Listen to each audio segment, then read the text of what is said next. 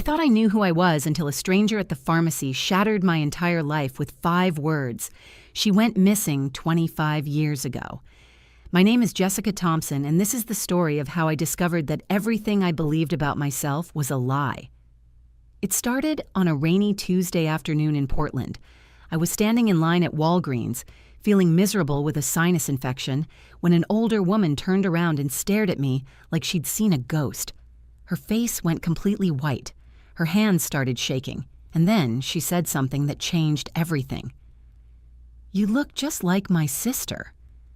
Now, I've heard that before. People always tell me I remind them of someone. My best friend Ashley says I have one of those faces. Generic. Familiar.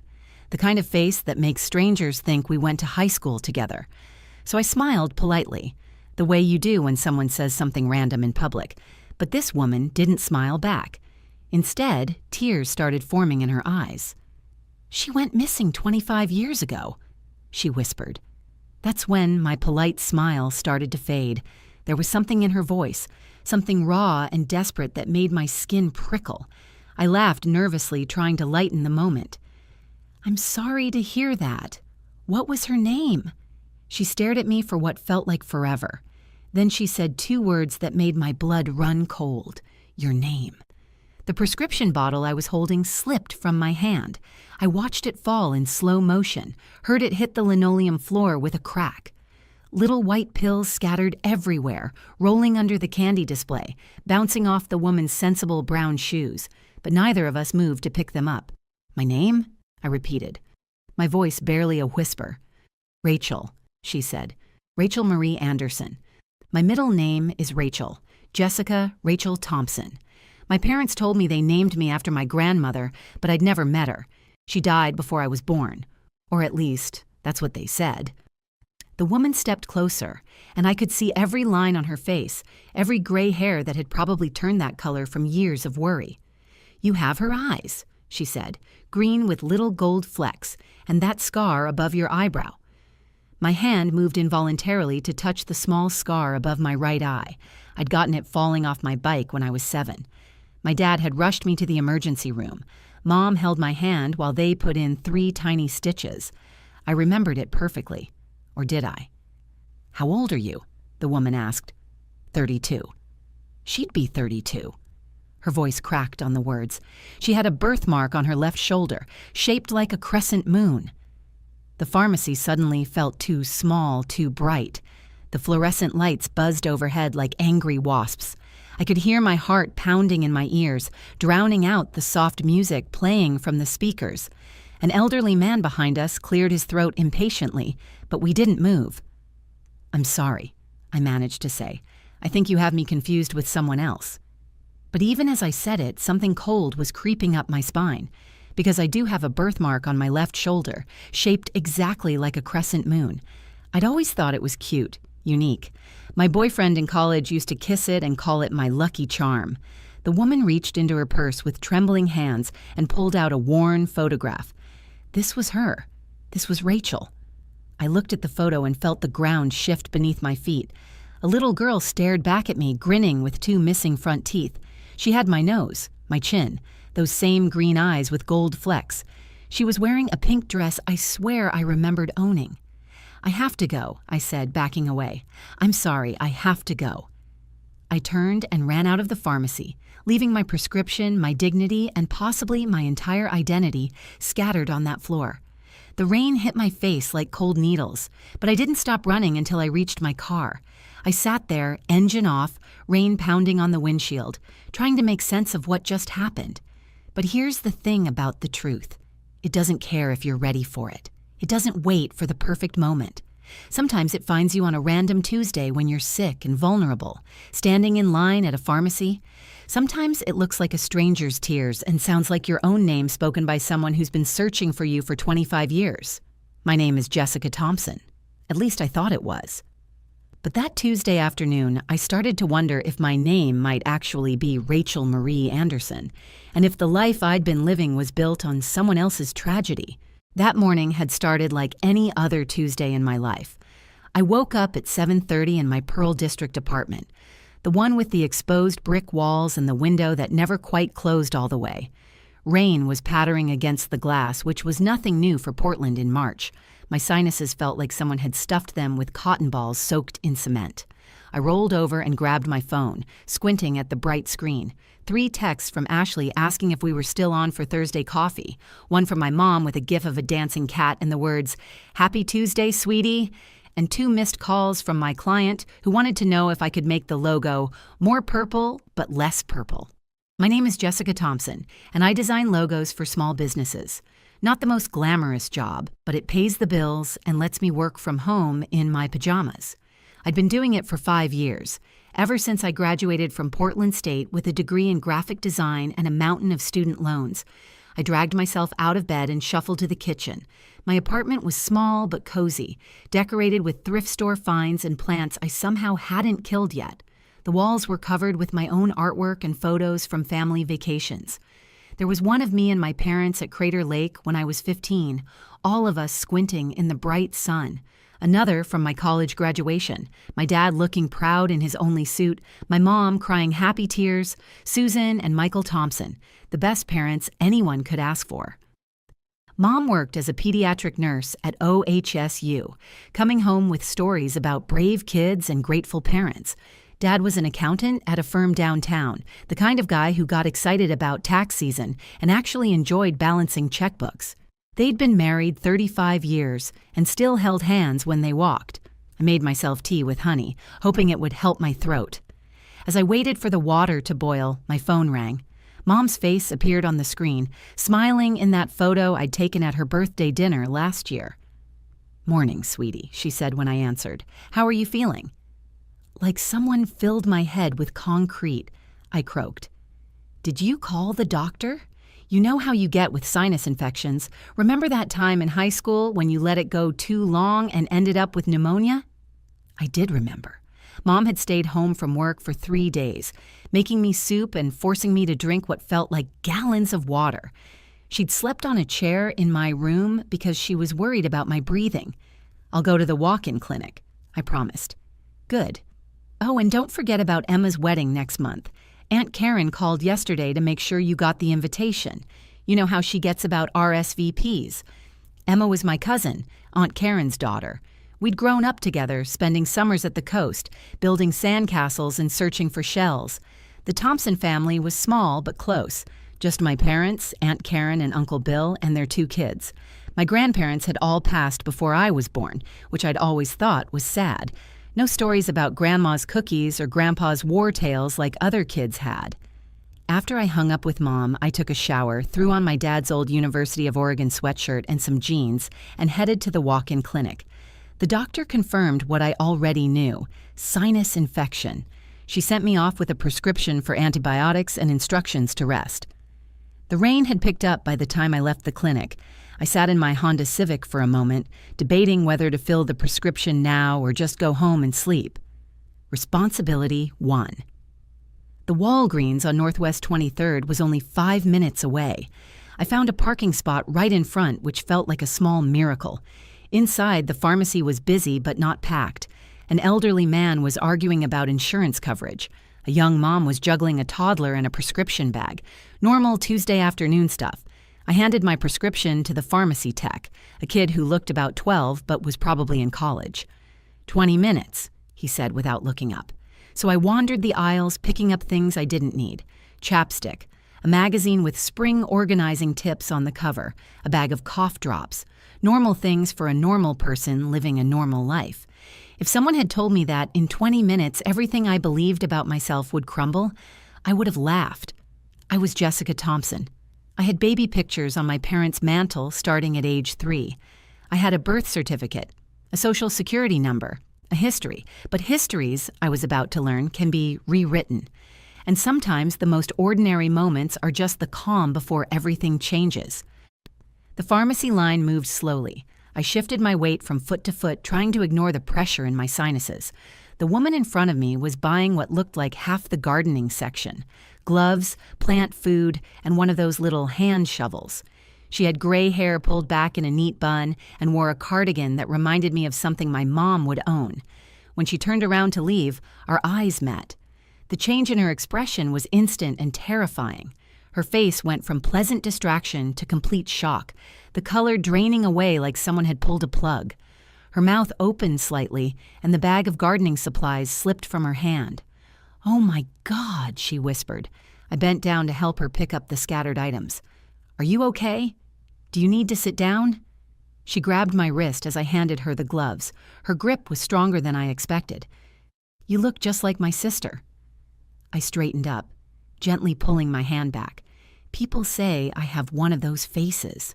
"No," she shook her head violently. "No, you don't understand. It's not just a resemblance. It's everything. The way you tilt your head, your nose, your eyes, even that scar." Her finger pointed to the small mark above my right eyebrow. I touched it reflexively, the way I always did when someone mentioned it. "I got this falling off my bike." "When you were 7, she said. It wasn't a question. "How could you possibly know that?" "Because Rachel got that scar when she was 7, 2 weeks before she disappeared." Her voice cracked on the last word. "She was trying to ride without training wheels, hit a rock and went over the handlebars. 3 stitches at St. Mary's Hospital." The pharmacy suddenly felt too warm. I could hear the blood rushing in my ears. "I think you're confused. My name is Jessica." "What's your full name?" She leaned forward, her eyes searching mine with desperate intensity. "Jessica Thompson." The words came out automatically. Then I added, without thinking, "Jessica Rachel Thompson." The woman made a sound like she'd been punched. Her purse hit the floor. "Rachel, your middle name is Rachel." "It's a common name," I said, but my voice sounded strange to my own ears. "How old are you?" 32. "Born in 1993? I nodded, unable to speak. "Rachel would be 32. Born May 15th, 1993. Tears were streaming down her face now. She had green eyes with gold flecks, just like yours. She was left-handed. "Are you left-handed?" I looked down at my left hand, still clutching my prescription paper. "Lots of people are left-handed." She had a birthmark on her left shoulder shaped like a crescent moon. My mother had the same one. It runs in our family. The prescription paper crumpled in my fist. I did have that birthmark. I'd always thought it was unique, special. My college boyfriend used to trace it with his finger. But how could this stranger know about it? "I need to show you something." The woman fumbled in her purse, pulling out a worn leather wallet. From inside, she extracted a photograph, holding it with shaking hands. "This is Rachel. This was taken 3 days before she went missing." I looked at the photo and felt the world tilt. A little girl grinned at the camera, missing her 2 front teeth. She wore a pink bicycle helmet and matching knee pads. Behind her was a red bike with white streamers on the handlebars. But it was her face that made me grab the pharmacy counter for support. It was my face. Not similar, not resembling. It was exactly my face from the photos on my parents' mantle. The earliest photo they had of me was from my 3rd birthday, they said. Everything before that was lost in a house fire. "She was playing in our backyard," the woman continued, her voice hollow. "In Denver, I went inside to answer the phone. It was my mother calling about Sunday dinner. I was only gone 5 minutes. When I came back, the gate was open and Rachel was gone. We searched for hours, days, years." "I'm not her," I said, but the words felt like a lie. "I'm from Portland. My parents are Susan and Michael Thompson. I've always been Jessica." "Then how do you explain this?" She pulled out another photo. "This is what the age progression specialist said Rachel would look like at 30. I stared at the computer-generated image. It could have been my driver's license photo. "What was her last name?" I heard myself ask. "Anderson. Rachel Marie Anderson. I'm Carol Anderson. I'm your sister." That's when the antibiotics slipped from my hand, the bottle breaking open on impact, pills scattering across the floor like tiny white secrets I could no longer keep contained. I ran out of the pharmacy like the building was on fire. The automatic doors couldn't open fast enough. I burst through them into the rain, gasping for air that wouldn't come. My car was right there, just 20 feet away, but it felt like miles. My hands shook so badly I dropped my keys twice before managing to unlock the door. Inside the car, I gripped the steering wheel until my knuckles turned white. The rain hammered against the windshield, creating a wall of water between me and the world. I couldn't stop seeing that photo, that little girl with my face. Rachel Marie Anderson. The name echoed in my head like a song I couldn't remember learning. I drove home on autopilot, ran up the 2 flights to my apartment, and slammed the door behind me. My reflection in the hallway mirror stopped me cold. I stared at my face, searching for proof that I was who I'd always believed I was. But all I saw were questions. I went straight to the bookshelf where my parents kept our family photo albums when I was growing up. I had copies of some of them. My hands trembled as I pulled out the oldest one, labeled Jessica's Early Years in my mom's neat handwriting. The first photo showed me at my 3rd birthday party. Chocolate cake smeared across my face, a pointed party hat sliding off my head. I flipped the page. Me at Christmas, maybe 3 and a half, hugging a stuffed elephant. Another page. First day of preschool, age 4, wearing a Minnie Mouse backpack. I flipped backward. Nothing. No baby pictures, no toddler photos, no first steps or first words or first anything. My life, according to these albums, began at age 3. I grabbed my phone and called my mom. She answered on the 2nd ring. "Hi, sweetie, did you get your prescription filled?" "Mom, I need to ask you something, and I need you to tell me the truth." "Jessica, what's wrong? You sound upset." "Why don't I have any baby pictures?"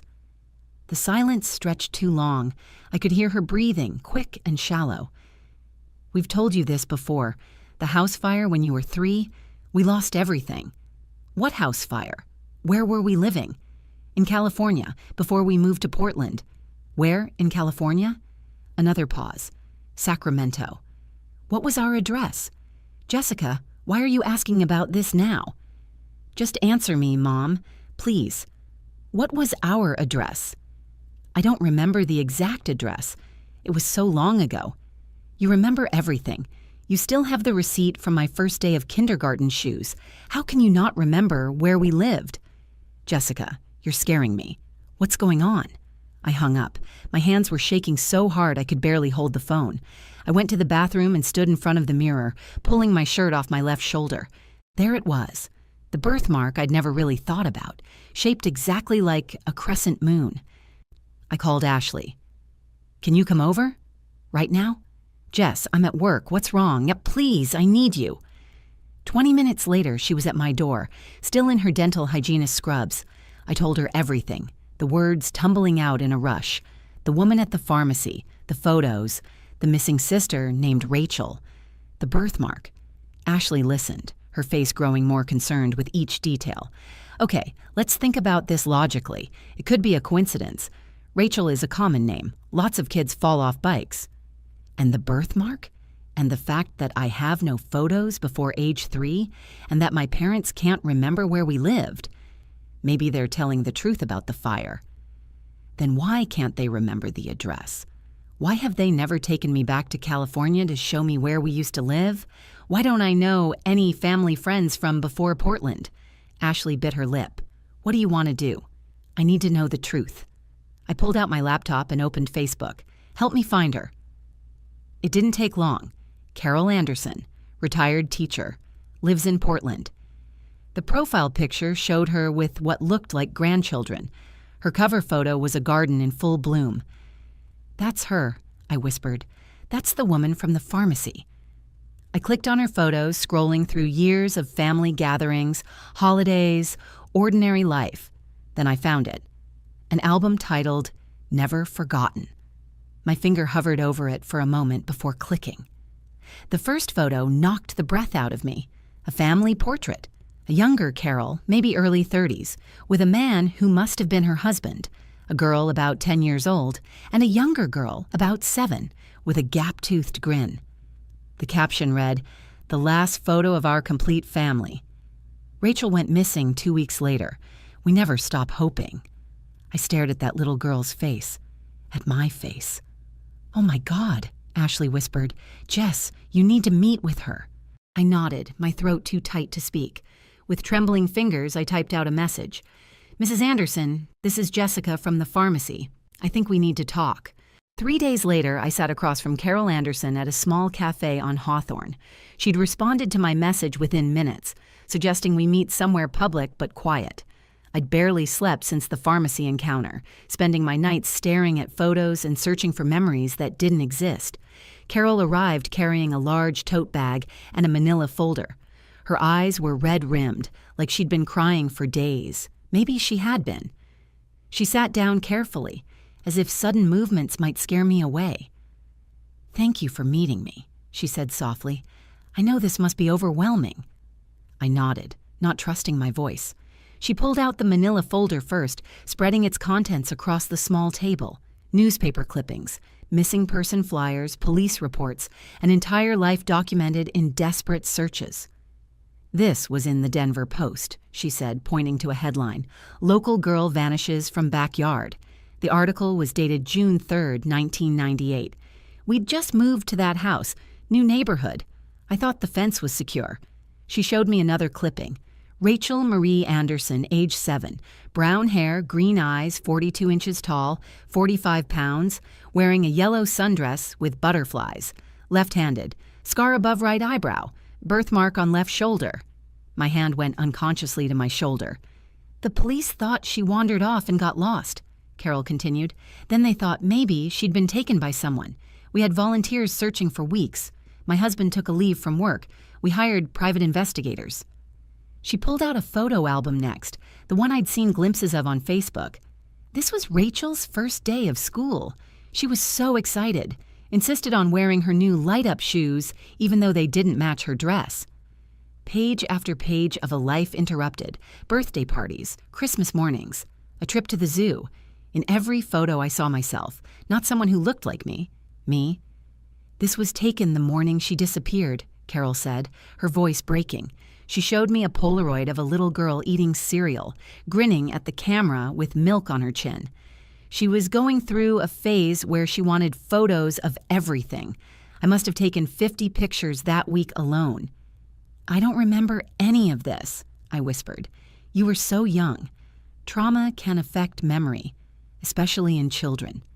Carol reached into her bag again and pulled out a small stuffed elephant, worn and faded with age. "This was yours, your favorite toy. You called him Peanut. You wouldn't go anywhere without him." I stared at the elephant. Something stirred in my mind. Not quite a memory, but an echo of one. The feeling of soft gray fur against my cheek. "My daughter Emma found him under Rachel's bed a week after she disappeared. I've kept him all these years, hoping someday I'd be able to give him back to you." "This doesn't prove anything," I said, but my voice was weak. "Lots of kids have stuffed elephants." Carol nodded. "You're right. That's why I brought this." She pulled out a DNA test kit. "I already took mine. If you're willing, we can know for certain." I stared at the kit. Such a small thing to hold such enormous truth. "What happened to your husband?" I asked. "David died 5 years ago. Heart attack. He never gave up hope, but the not knowing destroyed him. Every time the phone rang, every time someone knocked on the door, he thought it might be news about Rachel." She wiped her eyes. "He would have been so happy to meet you." "And Emma?" "She's 37 now, married with 2 kids. She was 10 when you disappeared. She blamed herself for years, thought she should have been watching you better. It affected her whole life. She became a social worker specializing in missing children cases." I picked up the DNA kit with shaking hands. "How long for results?" 2 weeks if we pay for expedited processing. 2 weeks to know if my entire life was a lie." I opened the kit and followed the instructions, swabbing the inside of my cheek, while Carol watched with tears streaming down her face. "There's something else," she said as I sealed the sample. "Your parents, Susan and Michael Thompson. I need to know how they got you." "They're good people," I said defensively. "They love me." "I'm not saying they don't. But Jessica, if you're Rachel, they've had someone else's child for 25 years. They've known you were missing. Your face has been on milk cartons and websites and TV shows. How did they never see it?" I thought about my parents' reluctance to travel, their vague answers about our life before Portland, the way they'd always change the subject when I asked about extended family. "We'll have answers soon," Carol said gently. "But in my heart, I already know. A mother knows her child even after 25 years. She reached across the table and took my hand. Her touch was warm, familiar in a way that made my chest tight. I never stopped looking for you, Rachel. Not for a single day. The DNA results came back in 10 days instead of 2 weeks. I'd been checking my email obsessively, refreshing every few minutes, my stomach in knots. When the notification finally appeared, I stared at it for 20 minutes before finding the courage to open it. 99.9% match. I was Rachel Marie Anderson. I sat on my bathroom floor and cried until I couldn't breathe. Not sad tears, exactly. Not happy ones either. They were tears of complete dissolution, like I was melting away and reforming as someone else entirely. The confrontation with my parents was the hardest thing I've ever done. I drove to their house on a Sunday, knowing they'd both be home. Mom answered the door with her usual bright smile, but it faded when she saw my face. "We need to talk," I said. They sat on their beige couch holding hands as I showed them the DNA results. Mom started crying immediately. Dad's face went gray. "We wanted a baby so badly," Mom whispered. "We'd tried for 10 years. 3 miscarriages. Failed adoptions. Then Michael's cousin called. Said she knew someone who had a little girl who needed a home. The mother was supposedly a drug addict who'd abandoned her." "You knew," I said. "You had to know that wasn't true." Dad finally spoke, his voice barely audible. "We suspected, but we were desperate. And you were so perfect, so sweet. We told ourselves we were saving you." "From what? From a family who loved me, who searched for me for 25 years? "We moved here from Ohio, not California," Mom admitted. "Changed our names slightly. Michael was Mark before. I was Sandra, not Susan. We created new identities and never looked back. Every missing child poster, every news story, you had to have seen my face." "We avoided them," Dad said. "Never watched the news. Never looked at those posters. We convinced ourselves you were better off with us." They'd loved me, that was true. Given me piano lessons and helped with homework and cheered at every soccer game. But they'd also stolen me from another family who'd loved me first. They'd let Carol Anderson spend 25 years wondering if her daughter was dead or alive. The legal complexities took months to sort out. My parents faced charges for custodial interference and identity fraud. Their lawyers argued that the statute of limitations had passed, that they'd been good parents, that I'd had a wonderful life. All true, but it didn't erase the crime. In the end, they received probation and community service. The judge considered their age, their otherwise clean records, and my own complicated feelings about punishment. I didn't want them in prison. I just wanted the truth. Meeting Emma for the first time was surreal. My sister. She looked like me around the eyes, had the same laugh. Her kids, my nephew and niece, accepted me with the simple openness of children. "Are you the aunt who was lost?" 7-year-old Lily asked. "Grandma said you were lost, but now you're found." Carol introduced me to the rest of the Anderson family at a barbecue that felt like stepping into an alternate life. Aunts and uncles who'd searched for me. Cousins who'd grown up hearing about the missing girl. They welcomed me with tears and hugs and 25 years of stored-up love. I kept my name as Jessica professionally, but added Rachel legally. Jessica Rachel Anderson Thompson. A mouthful, but it felt right. I was both people now, the one who was lost and the one who was found. The Thompsons are still in my life. It's complicated and sometimes painful, but they're the only parents I remember. We have dinner once a month. Careful conversations over familiar food. They're in therapy, working through their choices. So am I. Carol and I have coffee every Tuesday now. She's teaching me family history, filling in the blanks. Sometimes she brings Peanut the elephant, and I hold him while she talks. I'm starting to remember things. The swing set in the backyard. The way David used to toss me in the air. Emma braiding my hair. The pharmacy where it all started has become a strange landmark in my life. I still go there, still stand in the same spot sometimes, thinking about how a chance encounter can unravel everything you think you know about yourself. Here's what I've learned. Identity isn't just about who you think you are. It's about who you've been, who you've lost, and who you choose to become. I was stolen, but I was also loved. I was lost, but I was also living. These contradictions don't cancel each other out. They layer together like paint on a canvas, creating something complex and beautiful and entirely mine. My story went viral after the local news picked it up. Strangers message me about their own identity questions, their own family mysteries. I tell them all the same thing. The truth will find you when it's ready. Sometimes in the most ordinary places, like a pharmacy line on a rainy Tuesday, when you least expect your whole world to change. If you found this story meaningful, please share it with others who might need to hear it. Leave a comment about your own experiences with family, identity, or unexpected discoveries. And don't forget to subscribe to our channel for more real-life stories that remind us how extraordinary ordinary moments can be.